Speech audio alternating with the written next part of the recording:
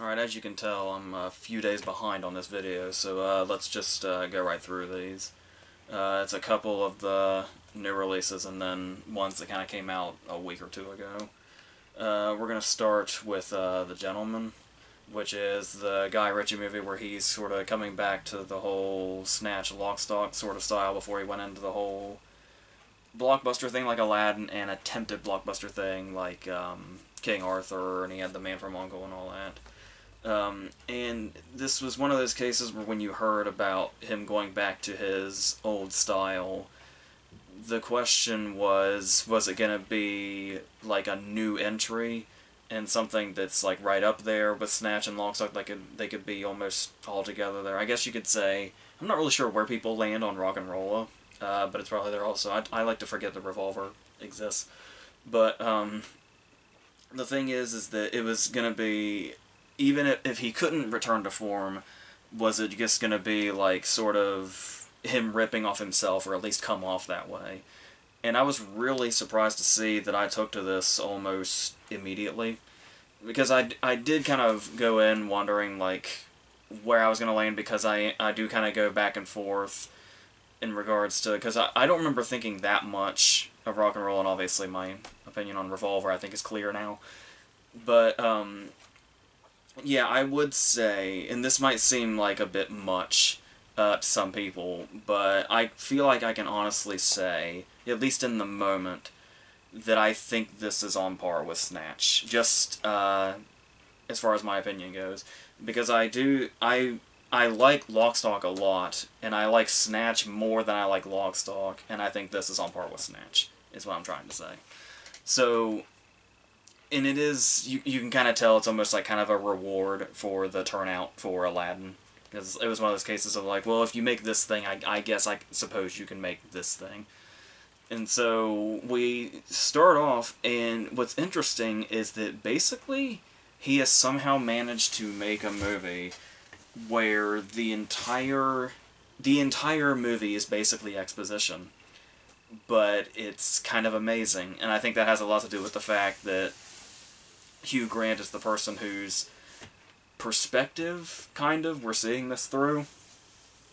Where he is, and the great thing about this, before I even go into his character specifically, is you look at the cast list immediately. That's the thing that kind of really stood out, where it's like, now is this going to be real Richie, or is maybe that time past for him? But then you see the cast that he has, like McConaughey and Hugh Grant and Charlie Hunnam and Colin Farrell, and just all down the line. And the great thing about this is that not only is this, such a great cast when you just look at the list, but the characters that they're all attached to are like perfectly for them, even if they don't have as much screen time as you would hope for, like in Colin Farrell's instance. There is still, these characters are just perfectly, like, they're all perfectly memorable in their own way, regardless of their importance to the story, and most of them are. Even to the point when you think some of them could be like throwaway characters, like Charlie Hunnam's character, if you were to just say, well, he's basically the right-hand man of McConaughey's character, you probably wouldn't put together right away that not only is Charlie Hunnam great in this, but he also feels a lot of the time more crucial than even McConaughey does, at least as far as what we're focusing on. And there's like a whole portion in the middle where Charlie Hunnam kind of takes over the perspective of this whole thing, and it's really great stuff every time we bounce around. Because that's another thing where it's like, it can be disorienting in Ritchie's movies like this, where we have so many characters and we're bouncing around. There's a lot of heavy accents going on, but I actually found it surprisingly easy to keep up with, especially if you get the idea in your head early of what it is that he's doing and some of those things that could throw you off, because we are getting this from the perspective of Hugh Grant's character, bringing us back to this. And the reason this character is so amazing is because not only does he just relish in the stylized and the theatrical, which is perfect for Ritchie's world, where he's got this whole, he's this like tabloid reporter, but he's gone through the whole process of, not only does he have all the information on these people and what it is they're doing, but he's got it written in script form. And he's playing this out to Charlie Hunnam like it's a movie, and this is what the movie is. We're seeing it laid out to us through Hugh Grant's script that he's written about stuff that's already happened. and he's one of those narrators where, since it's a script, he has taken liberties and stylized things that weren't necessarily like that. So you kind of get used to the idea of, if we see something that starts to go a bit over the top, there's a good chance we're going to rewind and see it normally. And once you kind of, the first time that happens, and it doesn't happen to the point, like, it sounds like it would be gimmicky when you say that and when you see it for the first time, but it's really never overused the way it really could have been, and they find different ways to play with Grant's sort of reliability as far as being the storyteller of this. I also just love the little funny things in there, like the fact that Hugh Grant's character's name is Fletcher, and apparently that's it, because we see the title page of the script quickly, and it just says written by Fletcher. And just that by itself makes me laugh. But there is also so much going on, but he also is just like the older movies that he did. It completely juggles all the different characters, all the different storylines, but also like the tones, where like sometimes it can be like suddenly violent and really go into the whole crime angle, but then there's also where it can be just sort of regular flat out funny, but then also darkly funny as well. And then sometimes just there is I don't even know how to describe this. There is a certain turn towards the end that almost seems too out there as far as the development, but then it's like there's just so much humor in it that it all just kind of fits together anyway. And it just kind of really fit this perfect balance. So I had also heard that there were concerns about, especially like the font. Like when the posters came out and you saw the way the gentleman was written on the poster, and everybody was thinking like, so it's going to be like a Kingsman thing. And there is like Colin Farrell's introductory scene does sort of feel like Colin Firth in the bar scene in Kingsman.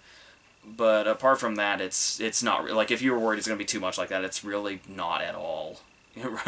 Like there's a couple of like vulgar things in there that would fit in Kingsman, but apart from that, no. And then it's also weird to think about the idea of people thinking he might be like taking from Kingsman in some way, given it would bring us sort of, we kind of be going in a circle, because it was the whole thing where there was the Guy Ritchie movies that Matthew Vaughn was involved in a little bit, and then Layer Cake came out, and then it was like, it was a Matthew Vaughn movie. People were like, oh, is he copying Ritchie? And now we've come full circle where Matthew Vaughn did Kingsman. It's like, is Guy Ritchie doing Matthew Vaughn now? But no, that's not the case. They're two separate entities. There might be some cases where people are kind of put off by the way some of it is shot. Like, it has a very... And not just, you know, the whole McConaughey-Lincoln thing, which that comes into play as well, but there's... This is one of those movies that has a lot of car commercial shots. If you... I assume you get the... You can visualize that when you just hear that. There seems to be a lot of that, but once again, it's also just sort of... There's nothing that really feels outside of Ritchie's style, the way where it's like, when you saw stuff like, you know, Aladdin or whatever, and it was like, you just really can't see him in there at all. And like, in his King Arthur movie, you could kind of somewhat see it in some scenes, but in a lot of his blockbustery stuff, there was like, I guess the Holmes movies too. I almost completely forgot to even mention the Holmes movies. But this really brings us back to that territory. So, and especially when we get into this middle portion where it like really started to take off for me, when Charlie Hunnam has a task where he's it starts off with him in a room full of junkies and just goes from there, and it's like just kind of one thing happens after the other, and it's amazing every step that it takes. And it's just sort of watching all these different things unravel without making itself like too convoluted or too confusing or too all over the place. And he's got his dialogue in there. There's some stuff, especially in his older movies, that I kind of thought was maybe a bit too... It's almost like he was trying to be a little too show-offy with his dialogue. The line that always comes to mind when I think of that is the... what was it? It's the way they say Bob's your uncle in Lock, Stock, and Two Smoking Barrels, but they stretch it out to like what is it? Robert's your mother's brother or something. It's like that's a tiny bit trite, and every now and then there might be something like that, but nothing that I really remember. For the most part, the dialogue really works a lot too. Pretty much all of Hugh Grant's stuff. I love Michelle Dockery's line, "There's fuckery afoot." That might as well be the tagline. Uh, so, yeah, so I was just really pleased with this. And I feel like I shouldn't be surprised that I like it as much as I do, but I kind of am. But yes, so long story short, for me personally, I think it's on par with Snatch, which is saying a lot, because I do really love Snatch a lot. And this is a movie that I really am looking forward to seeing again, also. So, I think it's coming out so fast. It'll probably be on, like, you know, Blu-ray and DVD by April, at the rate they go. So, yes, I'm really, really pleased with that, also. So, let's go to The Turning, a movie that doesn't have as good of a reputation as some of the stuff we just mentioned. This is the kind of modernized adaptation of The Turn of the Screw, which obviously was famously made into a movie as The Innocents by Jack Layton. And obviously this movie's amazing. I talked about it a few years ago in a different video. And that story is the favorite story of a friend of mine. We were talking about how we had just gotten talking about The Haunting of Hill House, the Mike Flanagan miniseries, and the fact that he's making an anthology series like out of that, and his next one is going to be The Turn of the Screw. And it was in that conversation that she informed me that this movie was going to exist, and apparently it had been in development for quite some time. And it almost just kind of seemed like a throwaway thing. It's like, oh, that sounds kind of straight to video. But then I saw that the children were Finn Wolfhard and Brooklyn Prince from the Florida Project. And I didn't learn about Brooklyn Prince till like much later, but it was like, okay, there's got to be something to that, at least. Because both of them have already proven themselves. And, you know, Mackenzie Davis has a lot going for her if we just, you know, block, you know, the new Terminator out of our minds as the lead character, but it's... I don't know, they still... Well, first off, I still struggle to say modern because they still kind of set it in this 90s era where, for some reason, one of the opening scenes in Mackenzie Davis's house or whatever, the news is on about Kurt Cobain's death, which is basically just setting up what time period it is, but I'm not entirely sure. Outside of, I guess, you know, not having the technology to seek help or whatever, that's basically what they do. But they occasionally do stuff to kind of set that up, like, you know, Finn Wolfhard's all about, you know, the electric guitar and the drum set and all that, and then she's walking around an institution with, like, her headphones on, and it's, like, it's just kind of weird. It's like, you really only need one thing to establish the time period, because the interesting thing about this, that I think it is interesting about modernizing it, even though the 90s were 20 years ago, is that you look at the fact that they set up that this is the 90s, the late 90s or whatever, and then it's... you go to this whole estate that they live in, and it's like they go into an entirely different time period. And so it's like, you basically could have kept it a period movie. But it is an interesting contrast. Like, it almost kind of like works in a way that, you know, you see her with her headphones or whatever, and the current news stories, and then it's like, it makes her feel farther away from, like, you know, her normal life when she's here. It makes her feel farther away from comfort when she's in this place. They could have possibly done something with that, but not really. I feel like I'm grasping trying to explain it that way, but yeah. And as you can probably guess, there is jump scares galore, and it's the thing where it's like, I've criticized them, you know, constantly ever since I started doing this whole thing, and obviously it's prominent in pretty much almost all horror movies now, and it's to the point that it's become such an easy thing to criticize, to the point that it's almost as predictable that people are going to get pissed off at them as it is that they're going to be in the movie itself. So it's like, maybe we should try to think of something else to say, you know, be better than the movie, do something different, say something different. But it is one of those cases, though, where it's like, you try to put that aside and you're like, yeah, of course it's going to have jump scares because for some reason they feel like they have to, whatever.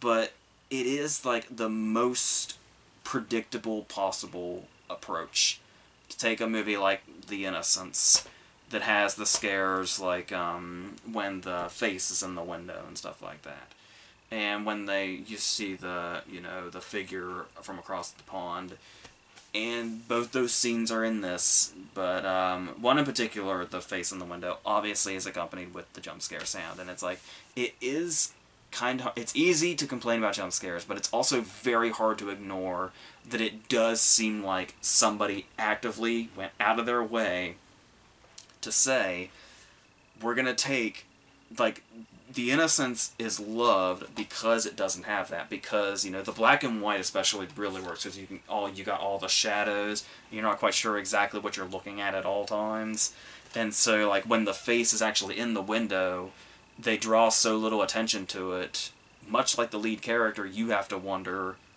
if what you're seeing is what you're seeing. And there's that moment, and then when it registers, then that's when it's like at like all-time high creepiness. And it's like somebody actively just saw that and said, okay, we're going to do the exact opposite. We are going to do that scene and just play a loud noise with it. It's like that was their method.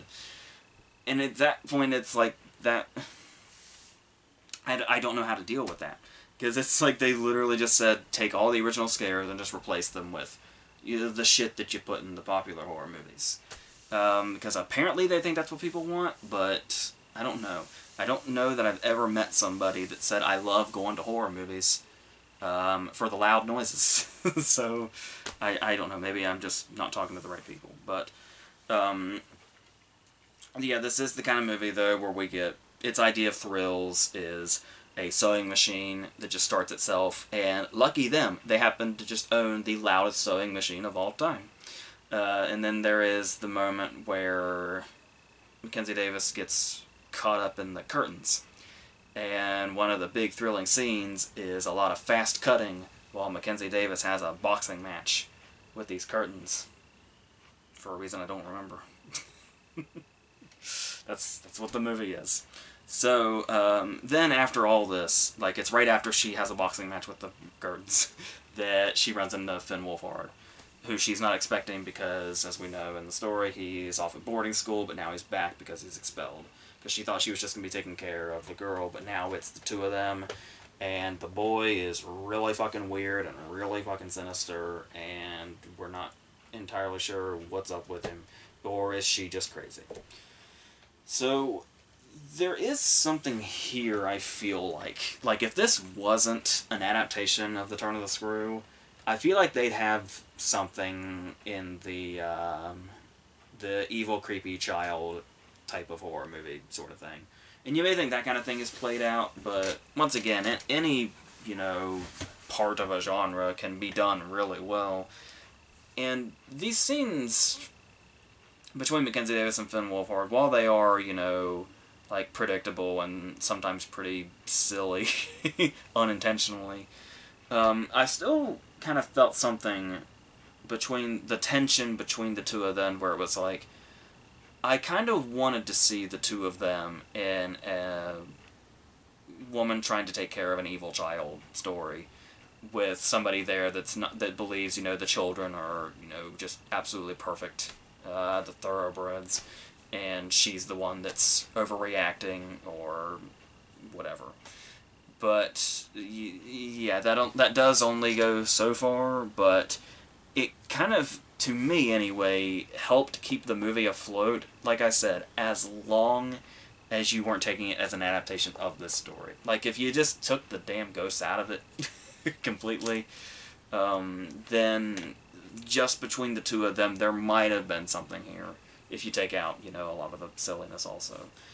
But, eventually this just, you know, evolves right back into walking around in the dark with a flashlight and saying things like, okay, I don't want to play anymore, and this isn't funny, etc. I'm not just pulling out random cliche lines. Those are the actual lines that she says when she's wandering through the dark. And yeah, and this is the point in time where a lot of horror movies fall apart. There's always that moment when we're getting towards the third act where it's just a long portion of people wandering around in the dark. Even the good ones are doing it. Hereditary did it. It's like there's always that time in the horror movie now where we're just going to wander around in the dark for a while. And in even the good movies, it gets a little old. So, and when you have all the stuff already going on this one, it's not helping one bit. So, and they throw in stuff, you know, at the beginning that tries to come back, but I don't think they had a complete idea. Like the fact that her mom is in an institution. I don't really know what that has to do with anything, or what they were trying to do with it at the end. Like I said, they try to bring it back, but I'm not really sure how or what they were going for. But all right. And then yeah, it just eventually goes into the whole, in this case, lazy thing of, all right, so it's up to you. Is she just insane, or are there really ghosts, or what? And the reason I think it's lazy here is because there's not really a lot of build up to it. Because we see ghosts and shit, and then we see the whole thing between them. But like I was saying, the whole Finn Wolfhard is evil thing, or just a complete douchebag. It's really hard to tell. Just takes over the middle of the movie so much that it's barely a ghost movie at that point. So when it comes back around, oh, maybe there's ghosts or maybe there isn't, and it's like, you just kind of really tack that on. Because it feels like, because like I said, the feel of the innocence is constant throughout, to where we just kind of, you know, gradually get to a point similar to that. But here it's like they were trying to make one movie, then they were making a different movie in the middle, and then they tried to bring the movie from the beginning back at the end. And it feels like there's a lot missing here. And interestingly enough, as far as the way they were telling the story, I think you take the turn of the screw out of this, and it might have been a little better. But when you've got like this stuff, and I'm not saying, you know, like you can only tell this story in black and white, but I mean, it just, the Innocence showed that it suits it so well. It's hard to. I'm really curious to see what Mike Flanagan's going to do with it, especially in the miniseries format. But I do trust that for sure, especially since The Haunting of Hill House was so effective. We'll have to see. But I will say I really don't think this is as bad as it's being made out to be. I was hearing horrific things about this before I saw it, and it's not that bad. But as I've been saying, now it's a trend that everything has to be the worst thing ever for a week or two. So The Turning is suffering that right now, but it's not that bad. At least I don't think so. So whatever, it's there. So let's go into Color Out of Space, the next crazy cage rage movie. This one is a little different though. I mean, it's gonna have inevitable comparisons to Mandy, obviously, but it's still a little different because obviously we're talking about the Lovecraft story, which has been adapted, you know, a few times now. There was Die Monster Die with Karloff, which wasn't really much of an adaptation, and then there was what was that one with Will Wheaton? I think it was something generic like The Curse, I think. And I think even Will Wheaton was like bashing that movie at one point. So it's like, are we gonna get like a legit version of this story? Because the whole, you know, Lovecraft thing, like we went into that when we talked about In the Mouth of Madness a few years ago, but it is one of those cases where sometimes there's gonna be stories of his that are much easier to adapt than others, and The Color Out of Space is probably not one of the easier ones to adapt by any means, especially when it's like blatantly said that the things in that story are meant to be indescribable. So how is this going to be brought to screen? So we have a director, Richard Stanley, who had done stuff in, like, I want to say it was the early 90s that he did Dust Devil, and then he disappeared off the face of the earth after Frankenheimer took over for The Island of Dr. Moreau. After he was on it for, like, what, 3 days. And we saw how The Island of Dr. Moreau came out and how it's notorious now. And even despite his limited time on that movie, he was stuck to it up until about this point. And so he's back in a pretty big way. Another one I didn't mention as far as adaptations of this is I also can't help but think that's what King was going for in Jordy Verrill segment of Creepshow. I think that's pretty obvious, isn't it? So, yeah, I will say this is, like, almost impossible to not compare to Mandy, at least a little bit, in regards to not just Cage's performance, but really the style of it. Like, what Stanley... Like, obviously, Stanley clearly has, like, his own thing going on here, but I also kind of got a lot of the vibes of what Cosmatos was doing in Mandy. So, and I love Mandy so much. It made my top 10 of 2018, and it is incredible and fucking insane and artful and just all the things you want it to be and that it needs to be, and so much more. And I really wish I could have been into this the same way, but I just kind of wasn't, and I still can't quite figure out why. Because all the pieces are here. I feel like the people that, like, are anticipating this and, like, heard about this and really wanted it are going to get what they want, because all the factors are here. That but for some reason, I don't know, because this is, like, undeniably probably the best adaptation we can get, at least right now. Like, they went so far out that, yeah, I mean, it's not even a question to say it's the best adaptation of the story we've gotten so far, and also the most, like, faithful and accurate to it.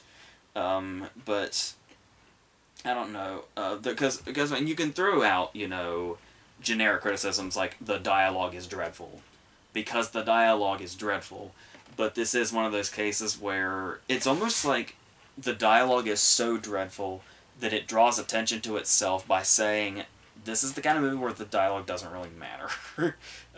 So you can just leave that at that.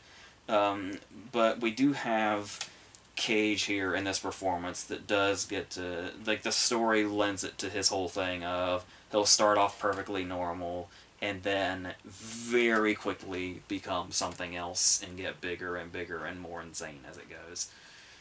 And that it is comparable to many of his recent performances. Like, there's a little tiny bit of Mandy in there, but I feel like there was quite a bit of his Mom and Dad performance, that movie from a few years ago. And I had read that Stanley is a huge fan of Vampire's Kiss, and basically directed him to do that, to, like, do another variation of his Vampire's Kiss performance. And the thing that I may not agree with on that, which is, of course, this is just stuff I've read. I don't even know if that's, you know, but if that was the case, I do think that there is, like, Cage is one of the great thing about Cage is how unpredictable he is. I say that, like, every time I talk about one of his movies. So it almost feels like a disservice to him and what else he could have brought here to say, you know, do something you did back in the 80s, basically. And it's like, first of all, props to him that you can tell. Like, even if I hadn't read that beforehand, you can tell. He's doing that voice, the voice that you only know what I'm talking about if you've seen Vampire's Kiss. And I do find it impressive that that movie was so long ago, and he seems to have no problem having gone right back into it. But at the same time, it is like, I don't really want to see Cage repeat himself. Because it's, and I know some people think his whole rage thing is repetitive and the only thing he does, but there's a lot of different things he's capable of. There are things that you don't even think about could be a possibility until Nicolas Cage has done it, and you're like, oh yeah, I forgot. he can. I would have never thought of that, but he can do that too.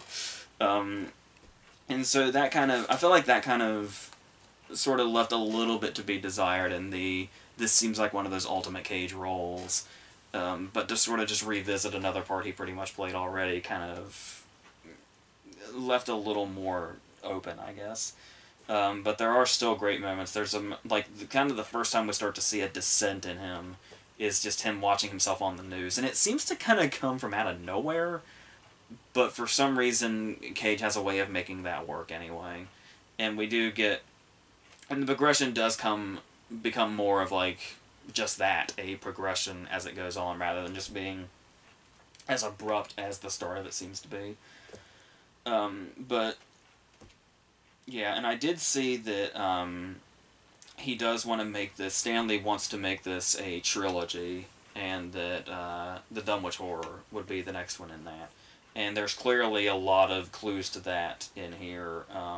There was, because it was, and I was glad that I eventually learned that, because I was almost frustrated. Like, I was ready to go on a tirade about one shot in this movie, but then it's like, oh no, it has a purpose after all. And that was, we see the shot when the meteor first comes down, and we see the shot of the book in the daughter's room. And it just like pissed me off when I saw it, because I was like, oh, this is such a thing to do now, where it's the Easter egg thing, where it's like, you pretend it's something that's hidden in the background, that's basically fan service, yet you give it its own shot. And it's like, it's just such an easy, grab when you know who your core audience is and that they're the main ones watching this.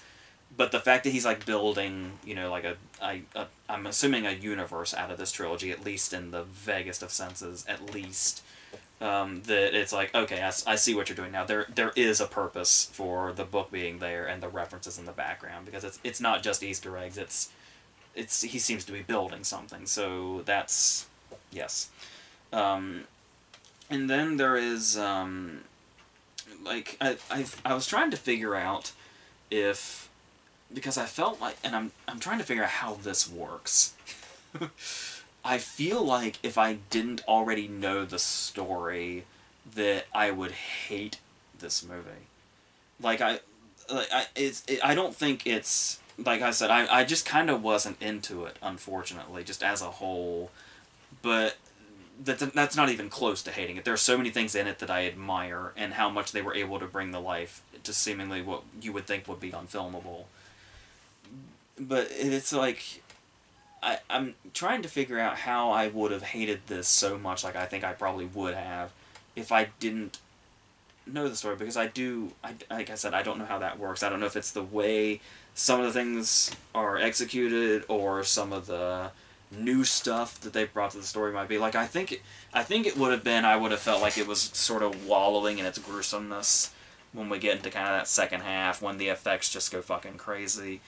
But they're also very, like, they seem like intentionally B-movie-esque effects, so there is, something to that, like almost something Grindhouse-like about the effects. So, but they also are still, like, they can still be, like, really chilling also, because that's the interesting thing that the movie does tonally, is that it's clear, especially when Cage is in the movie, you can tell that it's aware of how over the top it's going to be going. So there is, like, an underlying sense of humor about itself. Even if it's not making itself blatantly obvious, you can tell it's in there.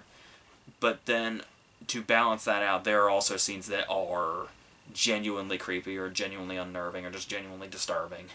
And so there is that. So, yeah, so I guess what it is right now I'm saying I wasn't really that into it, because it's still pretty recently that I saw it.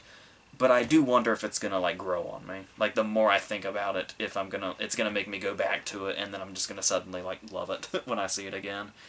That's totally possible. But, and may say even more about the movie's quality, that, it can stay with you like that. But, we'll see what happens, because I did think that, as weird as this is to say, eventually the novelty factor of just the sheer craziness of the movie is sort of so almost entirely the second half that it goes on long enough that after a while you almost kind of start to get immune to its craziness. And it's like, whatever is around the next corner, it's like what you've seen around every other corner, you just kind of... Yeah, so it's like the craziness sort of wears off, which is a weird thing to say about a movie that becomes as crazy as this does.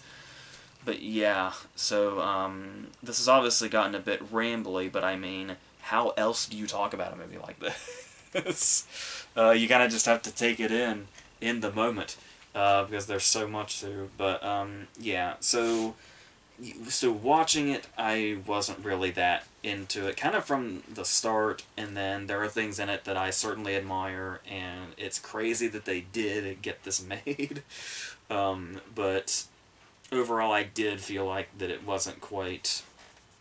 I guess I was sort of hoping I would feel similar to the way I felt with Mandy. Not necessarily specifically how I felt about it, but like the feeling of when you come out of Mandy and you feel like you just saw one of the most insanely incredible things you'd seen in a while. Something that you want to be able to describe to other people, but you kind of can't.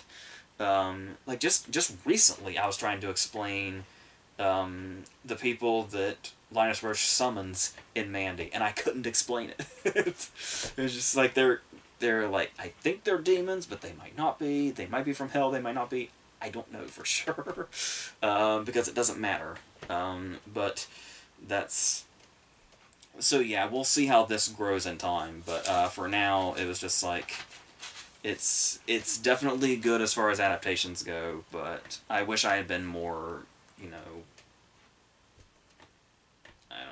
taken by it or something. But yeah, so we'll see what time does to it. So let's end on a fall from grace. Tyler Perry has moved to Netflix. Yay. With his brand new big ass studio. So what is he going to do with all that? The same shit. I mean, obviously he's supposedly done with the Medea character, so it's like, is he going to stick strictly to his dramas now? Or what? Either it's kind of lose-lose, unless he just comes from out of nowhere with something great. But I don't really foresee that soon. But this may have a little more going for it than some of his other dramas. It starts off with a very unpromising, very undramatic opening, where where a woman is outside on a ledge threatening to kill herself, and she does. But there's not a whole lot of drama when she does. It just kind of fades into the beginning credits. Which a great opening. But that scene is, it may or may not possibly have something to do with something. But right now in the moment, at the start of the movie, it is to introduce us to this character, the cop, who witnessed this. Who is the boyfriend of the lawyer, who is going to be the lawyer for the main character of this movie. And the thing about this movie is the main character, who is on trial for, or about to go on trial for murdering her husband, and this lawyer who, this is like her first real case, and she hasn't had much luck with her previous attempts at whatever the hell she's doing. Feel like two totally different movies. And I think that has a lot to do with the performances. Because the woman that's on trial, our main character, the title character, Grace, is played by Crystal Fox, who you might remember recently, like from this past year, as Zoe Kravitz's mom on Big Little Lies. And she's like really good in this. She gives a performance that is way too good to be in a Tyler Perry movie. Like, way too good to be in a Tyler Perry movie. And we get her whole backstory eventually, but we're mainly starting with this lawyer and her boyfriend, and these people are such fucking amateur hour that it's jarring to see the difference between when we're looking at Grace's story versus this lawyer, whose name she's like supposed to be the one of the main characters. You can clearly see I don't remember her fucking name. But there is Grace and then the husband, Shannon.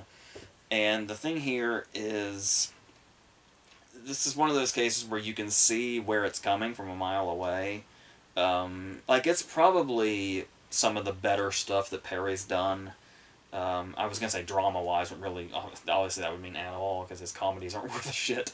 But the thing here is these scenes between the two of them, where Shannon's kind of a younger guy, and she hits it off with him, and she's just, you know, gotten out of a shitty marriage, and she was cheated on and all that. She walked in on them. And this Shannon dude is like an artist or a photographer or whatever, and he's like, it's basically the perfect dude. He's a photographer. He seems like the perfect dude, and her friend Felicia Rashad is like, you know, yes, you know, do it. You know, you need this.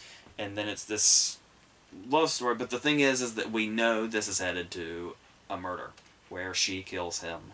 And the problem with this story is that if this were a better movie and the writing was more sort of ambiguous and interesting, we would probably wonder who the bad person in this scenario is. Like, you'd be constantly questioning, did he do something fucked up and she killed him? Or is she crazy? But that question's pretty much never a question. We get the idea pretty quick, like, just through this guy and through his actions. We're just sitting there watching these scenes, like, they meet first at one of his galleries or something, and he's, being really charming, and she's being taken by him, and we're like, I'll bet he's a piece of shit. Let's see what happens. And then they go on a date, they go on their first date, and it's a nice big scene when they go to this little diner, and, like, time passes and people leave, and they stay in this diner till 2 in the morning just talking. And it's like, the connection here is so strong. And it's a pretty, like, in any romance movie, it would be a decent scene. And we, the audience, are sitting here going, okay, when are we going to find out he's a piece of shit? Because he's definitely a piece of shit. You are not hiding anything, just tell us when he's a piece of shit.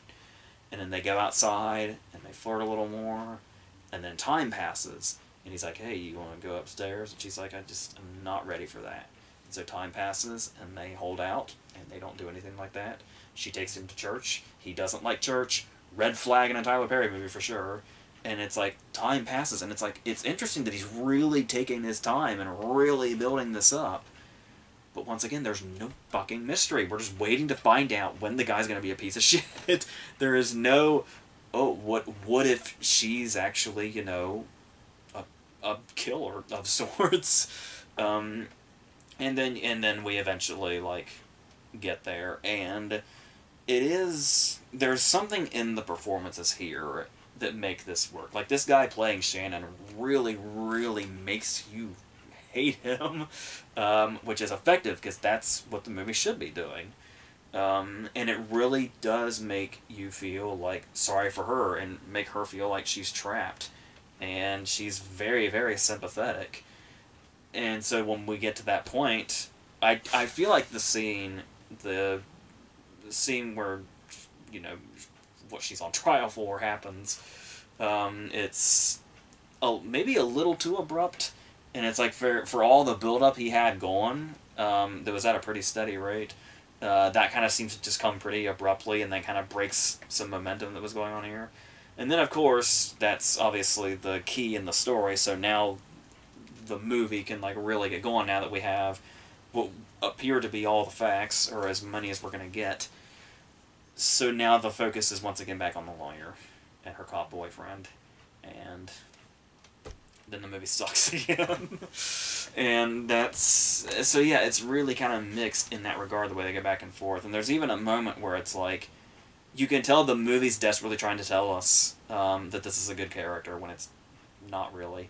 Because she's going on about this case to all the people she works with, and then she's like, I just need to find out what happened. And it's really just that simple, just like, I need to find out what happened now. And and the friend is like, whoa, see, that's the kind of fire you need for this job.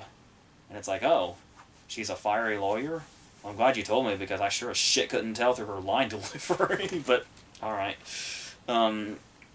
So yeah, and so that's the thing too, is it's like, when you compare that to the stuff that's happening in Grace's story and the performances in that, it's really, the contrast really makes that other side look even worse than it. Like, it's already just not good. Like, these actors can't do this. And when you see the Grace portions of the story, that just makes those look even worse and more amateur. So, and then we get stuff, also talking about the predictability of it, is the Fletcher Rashad scenes. At the beginning, before we've even gotten Grace's full story yet, this is like when we're getting Rashad's, like, opening scenes, and Cicely Tyson is there, and immediately it's like, she's looking like, Grandma Death and Donnie Darko, and she's, like, so foreboding, and it's like, oh, well, there's definitely something weird and fishy going on here.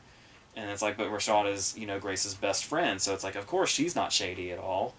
But then it's like, the more this scene goes on, at the beginning of the movie, it is like, it almost feels like parody. Like, it's almost comedic how immediately shady she comes off. Even though this is supposedly something that's being hidden by the movie. To the point, I swear to God, there's even a moment where as the lawyer's leaving, there is a crash in the background. And the lawyer's like, "What was that?" And she says, "Oh, that was nothing." And basically pushes her out the door. It's like, nope, she's not going to be bad at all. She is not suspicious whatsoever. And then, yeah, and it eventually takes some turns, and it's... I feel like they're biting off a lot... He's biting off a lot more than he can chew with the climax, when, like, more is revealed, and it's like, whoa, this is going in an interesting direction, but then when it's all spelled out for us, we're like, oh, well, that's extremely far-fetched even for you, Tyler Perry. And of course he's in the movie as well. Of course he is. He is playing the lawyer's boss, and he seems like he's in an entirely different movie. He seems like he's not the boss of a real-life lawyer. He feels like he's the boss of a comic book character. He's like somewhere between Perry White and J. Jonah Jameson, which clearly sticks out in a movie like this. And yeah, and then basically when it's all said and done, I will say there is one thing that I didn't expect as far as how this movie goes out, and that is not a compliment, exactly. If I'm not mistaken, I am pretty sure when I finished watching this movie, I had just seen a big old piece of sequel bait.